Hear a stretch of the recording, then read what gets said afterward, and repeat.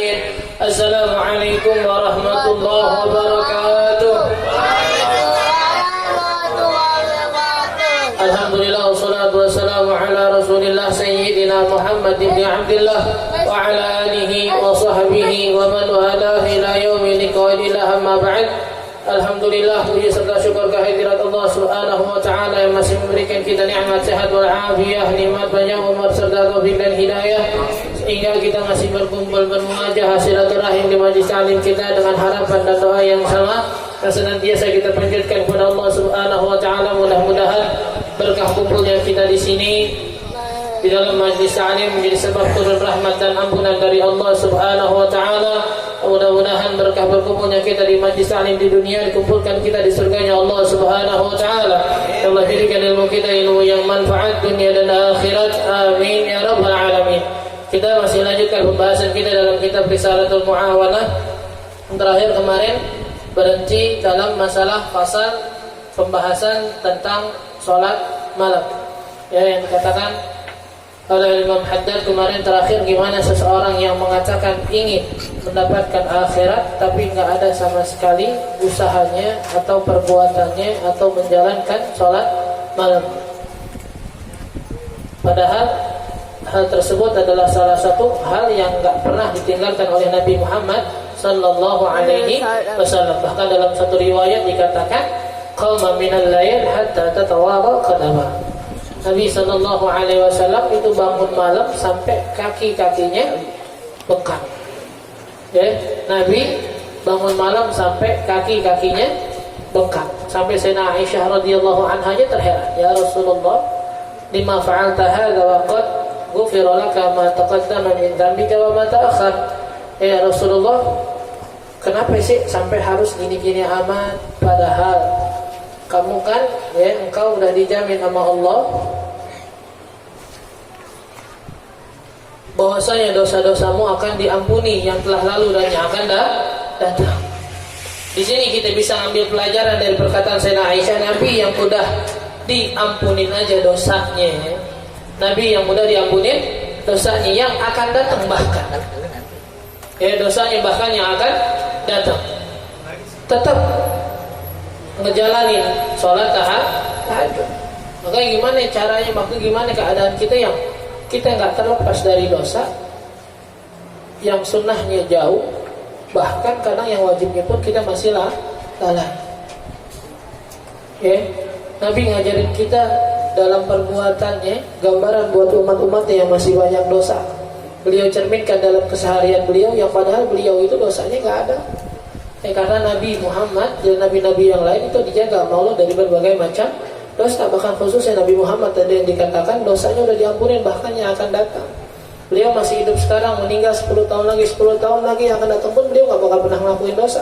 Kalaupun ngelakuin dosa Allah bilang udah diampunin. Tapi beliau bilang istighfarnya ketika bilang kepada para sahabat, saya beristighfar sehari bisa 100 kali. Salat tahajud yang tadi yang Sayyidina Aisyah bilang sampai kakinya bengkak. Terus di mana magom kita daripada Nabi Muhammad? Di mana keseharian kita yang mirip-miripnya sama Nabi? Ya, selalu kita katakan, bukankah orang yang mencintai seseorang, ya, yas'a fi tashabbuhi mahbubi. Orang kalau namanya cinta sama orang, sama sosok, itu pasti selalu berusaha buat mirip-miripin dirinya sama orang yang dia cinta. Dari bajunya, gayanya, pakaiannya, bahkan kebiasaan. Di mana kebiasaan itu, di mana dalil cinta kita kepada Nabi? Kalau dalam keseharian kita nggak pernah ada mirip-miripnya sama Nabi, nggak dari perilaku, nggak dari perbuatan, nggak dari pakaian, bahkan sampai buat gaya kayak Nabi aja mungkin sekarang kita malu. Yang kita bilang kemarin, buat pakai gamis kita malu, buat pakai peci kita malu, bawa siwak kita malu, pakai sarung malu. Dari segi pakaian doang, zahir aja kita malu, apalagi dari segi batin jauh. Ya, salah satu tanda cinta kita sama Nabi, harusnya kita harus berusaha mirip-miripin diri kita sama Nabi dari segi ibadah ataupun dunia. Faslun, dan sekarang beliau Imam Haddad mengutip atau membuka fasal barunya dan beliau katakan, wa yanbaghi ayyakuna laka wirdun min tilawatil kitabil aziz. Sama nih mungkin permasalahan kita juga sekarang. Ya, beliau katakan, dan sudah seharusnya, sudah selayaknya,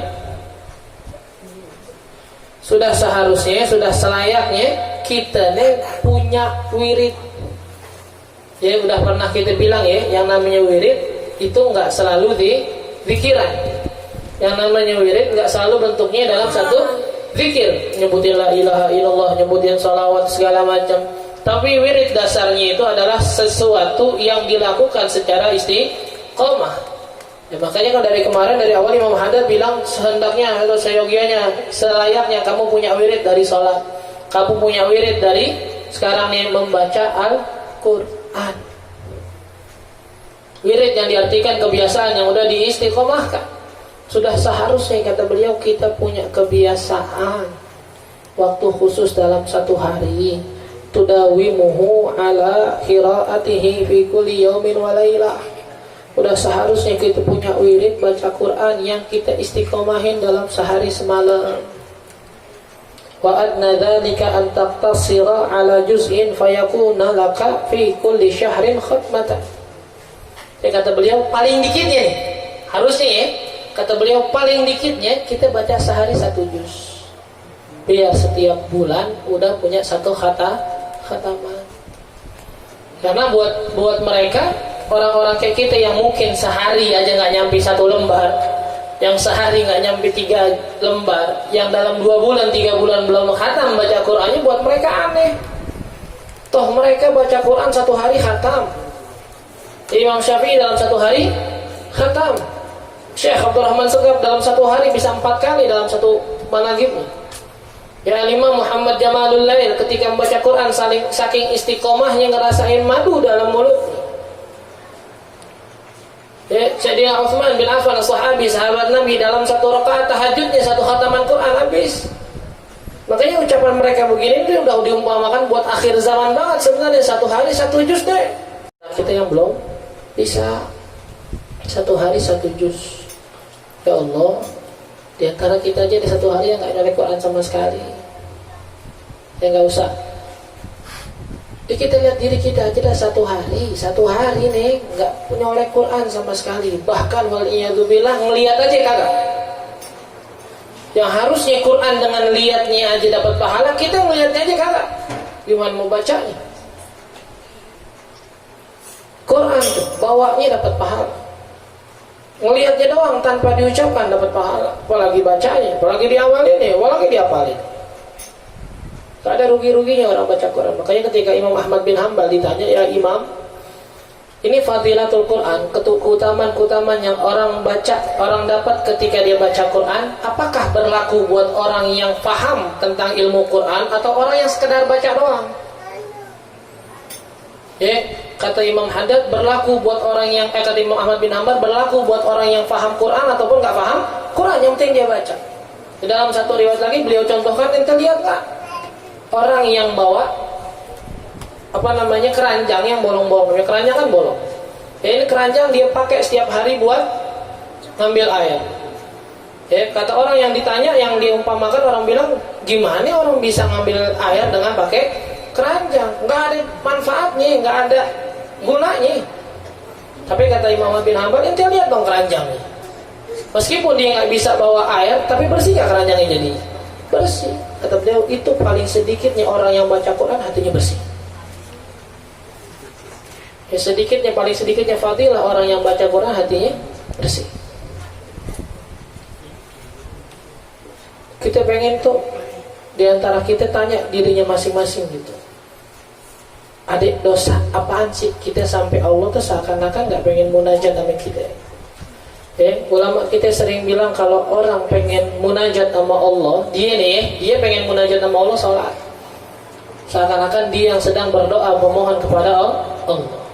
Tapi kalau dia pengen ngerasain seakan-akan Allah yang negor dia, baca Quran,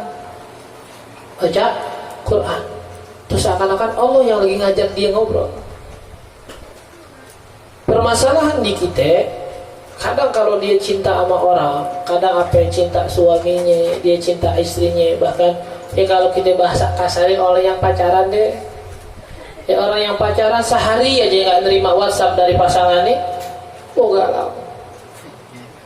Kenapa gue gak diajak ngomong? Kenapa gue gak dikasih kabar? Kenapa gue gak ditegur? Kenapa gue gak begini-begini? Dia lupa apa sama gue? Pikiran sampai situnya. Tapi setiap hari kita seakan-akan Allah jaga lisan kita dari baca Quran, gak ada kepikirannya sama sekali. Kan berarti kita gak pernah diajak ngomong sama Allah. Gak ada yang kepikiran di antara kita gak pernah diajak ngomong sama Allah setiap harinya. Maka Imam Ibnul Qayyim mengatakan dari salah satu azab yang paling pedih di dunia adalah ketika Allah menjaga atau mencegah lisan kalian buat nyebut nama Allah. Kita diblokir kepikiran. Lu gak bisa chat lagi, nomorku diblokir. Gimana gue salah apa ya? Pikiran. Samperin ke rumahnya, bawain kue, bawain kado. Orangnya gak keluar, rasain. Ya, kepikiran kita diblokir sama perempuan, ditinggalin perempuan gak ditegur kepikiran. Yang perempuan juga sama. Tapi ini lisan kita dicegah setiap hari, dipegang gak dikira. Ya, mata kita Allah jaga gak dikasih lihat tuh buat ngelihat Al-Quran. Fir'aun ketika pengen meninggalnya, pengen matinya karena kelelep itu ya, karena tenggelam. Saking Allah gak pengennya dia masuk Islam, malaikat Jibril pegang mulutnya biar mengucap syahadat. Padahal di dalam keadaan tersebut udah ada sedikit-sedikit Fir'aun itu pengen ngerasa beriman. Mau kita keadaannya kayak gitu. Mata kita ditahan sama Allah. Quran banyak banget di rumah kita, sama sekali sekarang kan gak ngeliat setiap hari. Ya kita lewat masjid ada bacaan Quran, nungguin sholat, gak berasa tuh, oh iya gue belum baca Quran, kayaknya dah ada ini dah. Tapi dari jam 7 pagi kita bangun, jam 12 belum ada SMS, nggak ada WhatsApp dari doi, kepikiran. Kadang-kadang kita yang ngechat duluan, kamu kemana kok nggak ada kabar? La ilaha illallah. Tapi Allah setiap hari nungguin omongan dari kita nggak pernah buka omongan kita mau. Ya tanya, kenapa sih? Kenapa? Anda yakin dah, banyak di antara kita di sini nggak nyolek Quran. Kita yang anak majlis setiap hari diingetin buat dekat sama Allah, nggak ingat Quran, gimana orang di pasar? Umumnya. Ya bukan berarti orang di pasar nggak ada kenal Quran, bukan. Tapi umumnya kita yang pakai koko, pakai peci nggak kenal Quran, gimana yang di luar? Orang-orang terdahulu, mereka yang jaga warung, baca Quran, jaga warungnya. Nungguin orang beli, baca Quran. Itu mereka sambil berdagang, sambil kerjanya. Kita yang punya waktu lama, kita sibukin pakai handphone, TV, YouTubean, game, dan lain-lain. Yang paling sedikitnya beliau bilang sehari 1 juz, paling banyaknya sehari 10 juz. Biar 3 hari khatam, 3 hari khatam. Oh bulan Ramadan 30 hari yang di sekeliling kita orang dikit-dikit baca Quran, dikit-dikit baca Quran, kita nggak ingat baca Quran, apalagi sekarang. Capek ibadah, bener gak? Capek ibadah, bosan ibadah, bosan.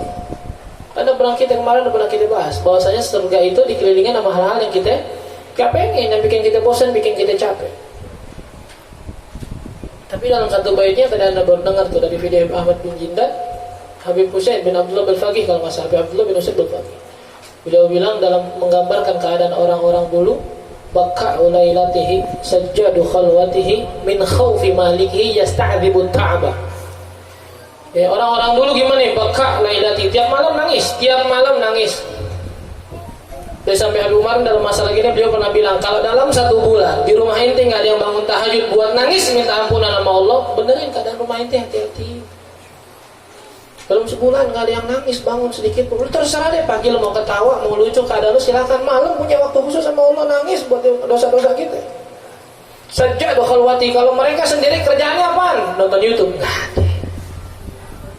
Kerjaannya lagi sendiri ngapain? Chat di grup. Ngajakin wabar. Nah, sajjadu khalwati, mereka sujud dalam kesendirian ibadah. Min khaufi maliki yasta'dzibu ta'aba. Ini yang kita pengen ngomongin bait terakhir. Dari sebab rasa takutnya mereka sama Allah, hal yang bikin mereka capek dalam ibadah, mereka anggap negara. Takut. Makanya berkali-kali kita bilang jangan pernah kehilangan rasa takut dari hati kita. Orang udah gak punya rasa takut, udah gak bakal bisa terkendali. Orang udah gak punya rasa takut, udah gak bakal bisa diomongin. Orang udah gak punya rasa takut, hidup bakal semaunya. Itu tes aja di rumah itu. Kita gak takut lagi sama orang tua itu. Bisa di rumah diatur. Datang ke rumah, pintu tendang. Buka, tutup saji, gak ada makanan, banting piring. Dia keluar masuk, lempar barang segala macam diberesin, kagak. Di kampungnya yang ngerasa kuat, jagoan. Setiap orang salah dikit dimarahin sama dia. Setiap orang nggak sependapat sama dikit sama dia dimusuhin. Kenapa? Dia ngerasa nggak ada yang ditakutin. Kalau sampai rasa takut kita sama Allah pun hilang, bahaya. Min khawfi malikihi yasta'dibu ta'bah. Dari rasa takutnya mereka sama Allah tuh hal-hal yang capek buat ibadah enak udah.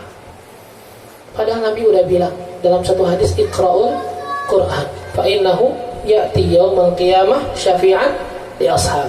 Baca Al-Qur'an. Al-Qur'an ini bakal jadi syafi'at, pemberi syafaat buat teman-temannya. Di hadis lain Nabi katakan, Inna sawma wal qur'ana yashfa'anil abad. Puasa, baca Quran, ini menjadi dua hal yang bisa membawa syafaat terhadap seorang hamba nanti di akhirat. Wujud orang bilang ke Allah, minta izin ya Allah, ini orang malamnya udah beliau korbanin buat baca saya minta izin dong dengan posisi saya di sisimu biar bisa ngasih syafaat buat ini orang. Allah izin. Puasa juga sama, ngomong ya Rabb, ini orang karena saya, karena puasa dia udah ninggalin syahwatnya, ninggalin makannya, ninggalin minumnya. Saya minta izin biar bisa ngasih dia syafaat, dikasih Allah. Akhirnya dua orang ini dua hal ini, puasa sama Quran, menyelamatkan orang tersebut dari neraka. Kita nih ketika menghadapi kesulitan, ketika tahu bakal menghadapi satu hal yang kita anggap serem, pasti kita langsung nyari bantuan. Anggap lagi ini gampang. Besok sekolahan ini dia pengen ngincer gue nih, dia pengen nyerang gue. Apa yang dilakukan di sekolahan ini? Nyari bantuan sebanyak-banyak, temennya dikumpulin, gue mau dipukulin nih, gue mau dicegat, pulangin, bantuin gue dong, bantuin gue, ntar pulang temenin gue, segala macam. Mau ketemu sama satu bos, ya mau ketemu atau masuk ke dalam satu perusahaan, satu kantor, bahasa kita sekarang nyari apa?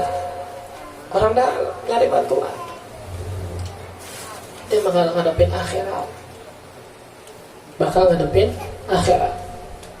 neraka nih.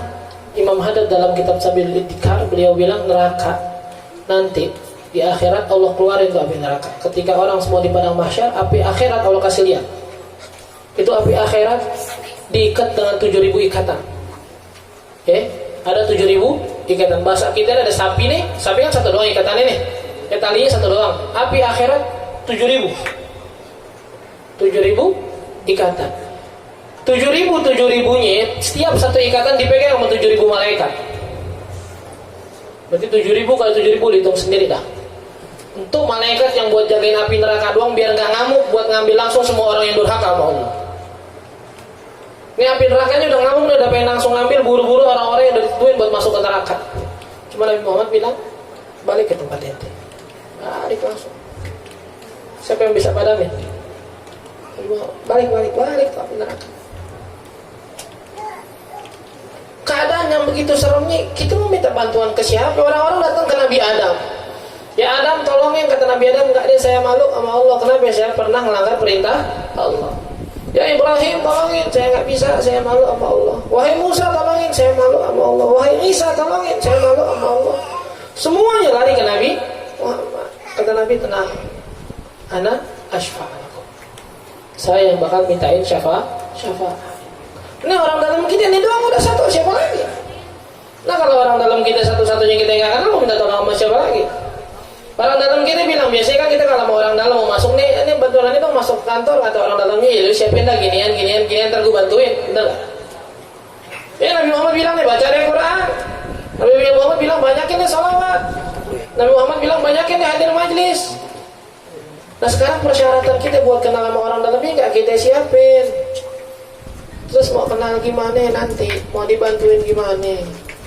Kalian bilang berkali-kali, kita nggak diminta sama guru-guru kita 24 jam dalam ibadah. Kalau emang belum bisa, yang mau kerja, yang kadang masih main game, main. Ya, yang kadang masih begini jalan-jalan silahkan. Tapi satu, pertama jangan pernah melakukan hal-hal yang dilarang. Main-main, satu, jangan yang haram. Kerja, satu, jangan yang haram. Ya mau ngapain lagi, nongkrong silahkan, jangan nongkrong di tempat yang haram. Ya bawa makanan, ambil minuman silahkan, jangan makan minuman yang haram. Setelahnya selebihnya silahkan. Cuma yang kedua, Ya, meskipun begitu, bukan berarti hidup kita udah begitu aja. Ya kata Imam Ibnul Qayyim. Dan Imam Ibnul Qayyim bilang, kita nih diciptain di dunia, ma khuliqna kal bahaim.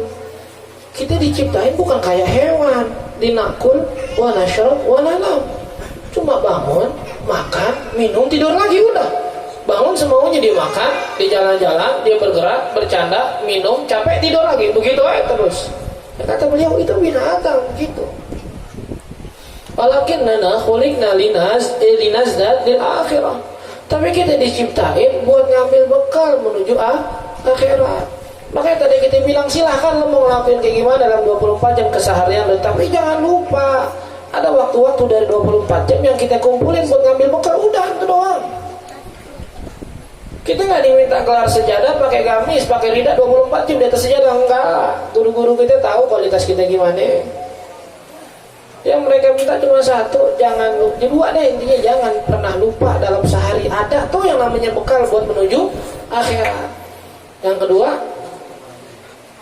tadi jangan ngelakuin hal-hal yang haram. Makanya dari bait yang tadi kita sebut itu, bait sebelumnya dikatakan waqad fatani min khairin nasi kam rajulin tula umrihi ma faraqa dzikra wal kutuba.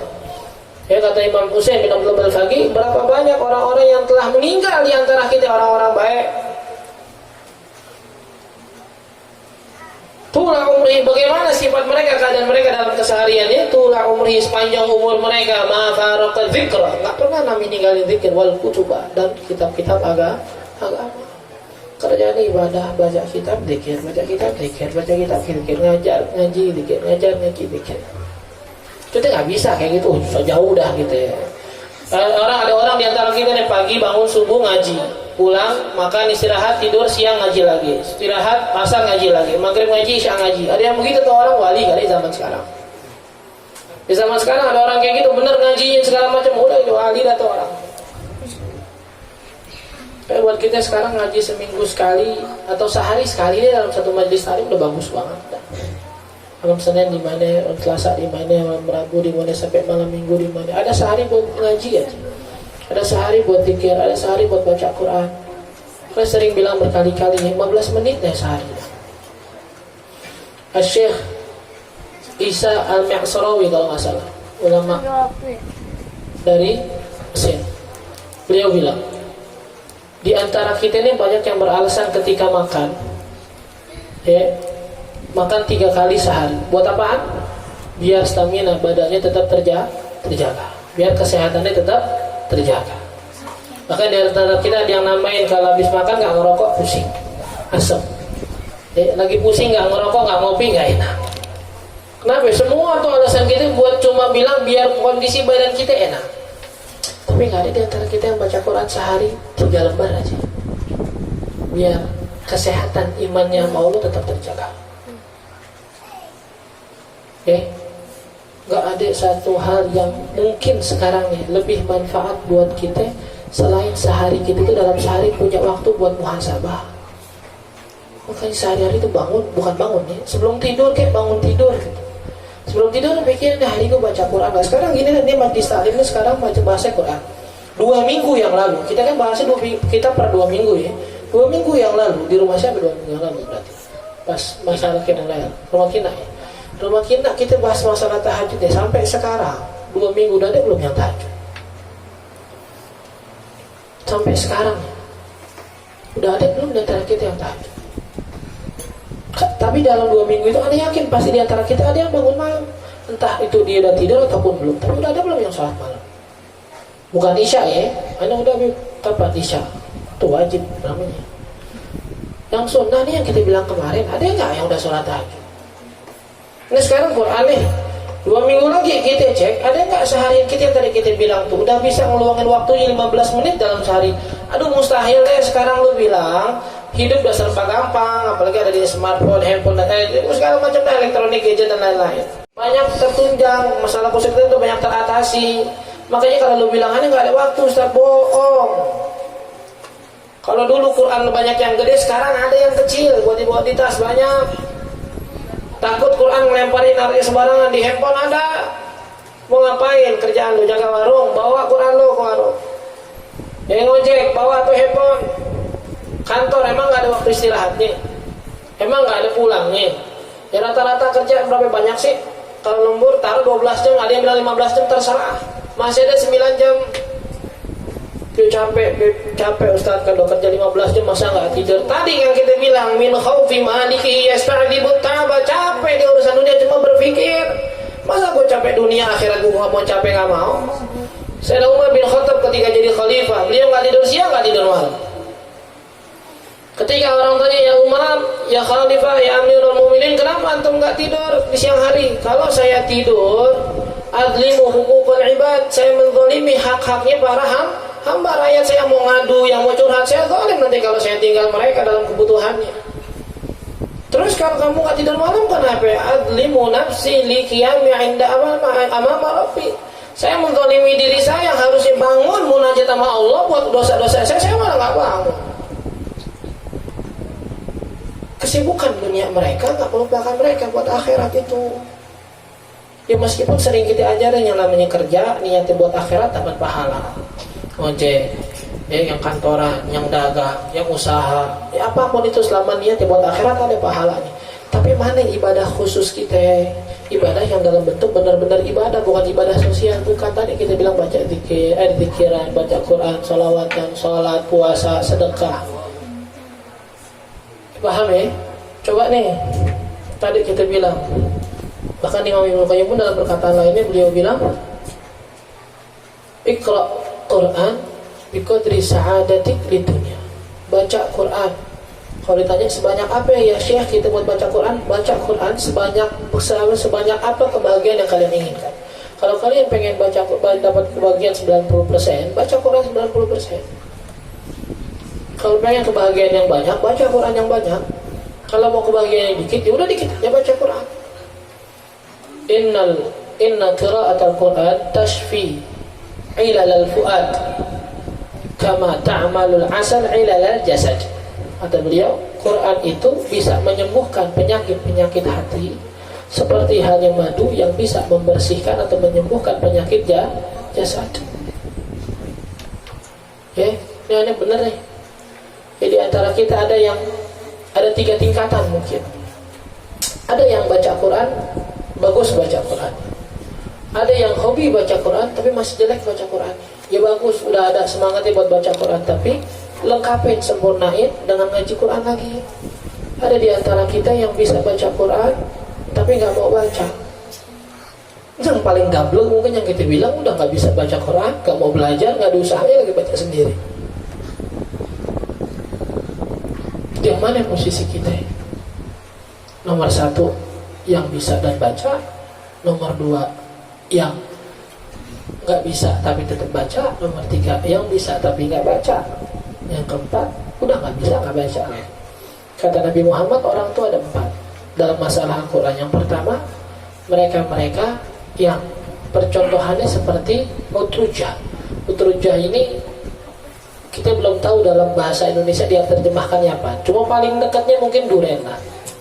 Ya, kata utrujah ini, buah ini kalau diartikan di Indonesia mungkin paling dekatnya duren, karena dalam kamus tuh dibilang buah yang enak dilihat, yang aromanya sudah kecium sebelum dimakan, terus agak lembek dan manis. Ya kalau kita paling dekat apa? Duren. Nih orang beriman yang baca Quran, dia punya iman dalam hatinya, ada aroma dari mulut yang wangi dari baca Quran. Yang kedua, kayak korma. Siapa ya? Orang-orang beriman yang gak baca Quran. Imannya masih menyelamatkan dia, mempunyai rasa manis dalam dirinya, tapi gak ada tuh aromanya. Emang kita pernah bilang ada orang, nih korma wanginya enak, ada gak? Gak ada, korma gak ada wanginya. Meskipun manis ya manis.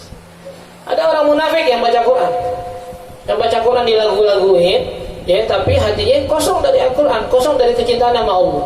Cuma jangan kita gambarin ntar orang-orang yang ngajinya bagus ada orang munafik nih, jangan. Oh, masing-masing tahu dalam keadaan hatinya. Ya buat gambaran kita, apakah kita begitu apa kagak? Ya baca Qurannya bagus, dia wangi kayak rayhana. Rayhana tuh pohon yang punya wangi. Apa di sini banyak kan, punya ada pohon-pohonan yang punya wangian.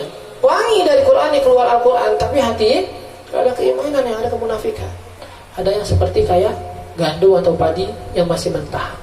Aromanya nggak ada, rasanya pun pahit. Mereka orang-orang munafik yang nggak baca Quran. Kita di mana?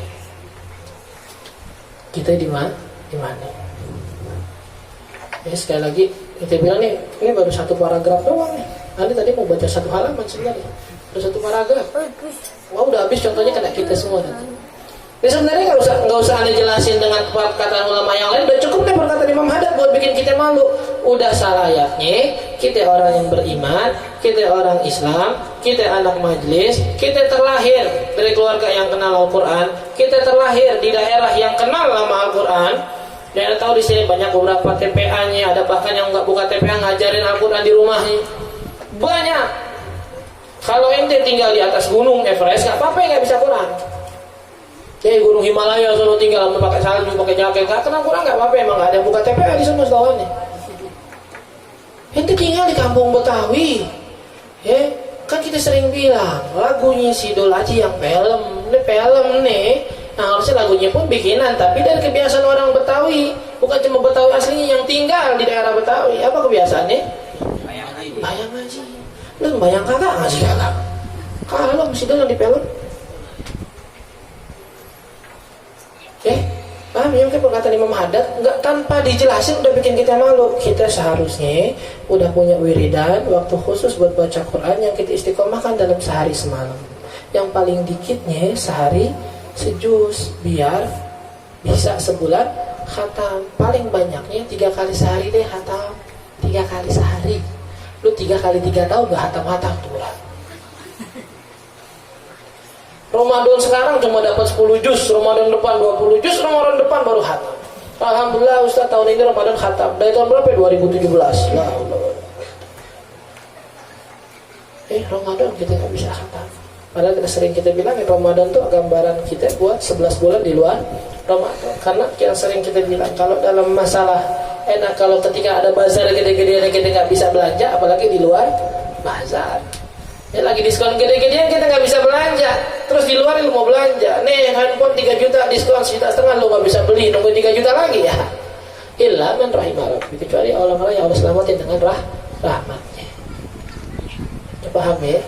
Sekali lagi Anda bilang tanggal berapa ya? Tanggal 4 11 18 tanggal 18 kita ketemu lagi dalam pembahasan ada satu muawalah. Ada nggak di antara kita yang udah berubah, udah bisa dalam sehari nyentuh Quran 15 menit. Paling nggak tadi kita bilang tuh 3 lembar aja. 3 lembar. Khususnya antum-antum nih yang udah punya keluarga dan ada niatan buat keluarga, buat punya keluarga dan punya anak nantinya. Maaf. Jadi kalau kita nggak bisa baca Quran, siapa yang ngajarin anak kita nanti? Ya ada TPA Ustadz, TPA buat kita cuma dalam segi pengajaran. Tapi kebiasaan mereka baca Quran dilihat dari orang tuanya. Di rumahnya mereka mau nyontoh siapa? Pinter mereka sholatnya nggak bisa. Habis itu lihat orang tuanya nggak sholat diamalin. Bapak gue nggak sholat, ngapain gue sholat? Mak gue nggak baca Quran, ngapain gue baca Quran? Itu berarti kalau begini saya salahan orang tua dong. Jangan ngurusin kesalahan orang tua lu, lihat ntar buat anak keturunan lu gimana? Paham ya? Pokoknya tadi tuh yang udah bisa baca Quran dan bagus bacaannya silahkan istiqomahin terus-terusan. Yang belum mulai baca, yuk mulai baca. Yang ngerasa masih baca Quran kurang, ngaji. Yang ngerasa belum tersentuh satupun dengan Al-Quran, entah ngeliatnya, entah bacanya atau keinginan mau ngaji, banyakin istighfar, banyakin muhasabah. Tadi kita bilang seberapa takut dan khawatir ente ketika diblokir sama manusia, tapi kenapa nggak takut diblokir sama Allah sih? Sebegitu takutnya ente nggak diajak ngomong sama orang, kenapa sih nggak takut nggak diajak ngomong sama Allah? Paham ya? Mulai sekarang, tadi tambahan itu setiap sebelum tidur tolong pikirin diri ente. 13 jam, 15 jam kita bangun, banyakkan dosanya, banyakkan pahalanya. 13 jam, 15 jam kita bangun, apa aja ibadah yang udah kita lakuin dari ilmu-ilmu yang pernah kita pelajarin, apa aja yang udah kita amali. Mudah-mudahan berkah Imam Haddad khususnya dan perkataan beliau, kita bisa menjadi orang yang lebih baik. Mulai sekarang berkah beliau kita bisa dapat taufik dan hidayah dari Allah untuk tak pernah meninggalkan Quran lagi dalam keseharian kita. Amin ya rabbal alamin. kita dengan baca surat Al-Fatihah. Kita minta kepada Allah agar Allah berikan kita taufik dan hidayah, agar Allah jadikan kita ahli Quran, keluarga kita dan anak-anak kita orang yang senantiasa baca Quran di dunia dan mendapatkan syafaat Quran di akhirat kelak. Kita minta kepada Allah Subhanahu wa taala, Allah kabulkan segala macam doa kita, guru-guru kita, orang tua kita, hajat kita dan hajat mereka. Allah mudahkan urusan kita dan mereka. Allah mudahkan urusan kita dan niat-niat kita dunia dan akhirat. Kita minta pada Allah agar Allah jaga orang tua kita, guru-guru kita dan kita semua, kampung kita, negeri kita dari berbagai macam bencana serta musibah. Allah angkat segala macam wabah dan penyakit yang sedang melanda. Berikan kita dan mereka panjang umur dalam kebaikan, dalam ketaatan, dalam afiah, istiqamah di jalan Allah Subhanahu wa taala. Kita minta pada Allah mudah-mudahan yang lagi sakit, khususnya saudara-saudara kita Muhammad Nuriana dari Empang 3, orang yang biasa hadir juga sama kita. Terus dia dari sana ada Icat, orang tuanya lagi yang lagi dirawat. Terus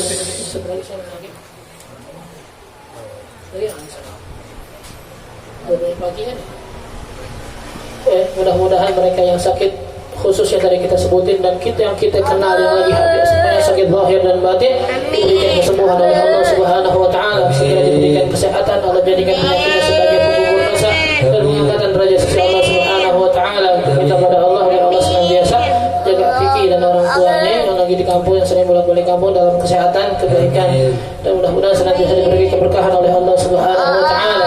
Minta pada Allah buat orang-orang yang senantiasa khidmah pada majlisnya, mereka-mereka yang senantiasa nyiapin majlis dan beresin majlis buat kita gampang hadir di majlis, senantiasa diberi keberkahan oleh Allah Subhanahu wa taala, diberikan hajat mereka, doa mereka oleh Allah Subhanahu wa taala. Mudah-mudahan Allah tetap bisa kita nanti dengan husnul khatimah ala hadhihi niyyah wa ala kulli niyatin salihah ila hadratin nabi Muhammadin sallallahu alaihi wasallam.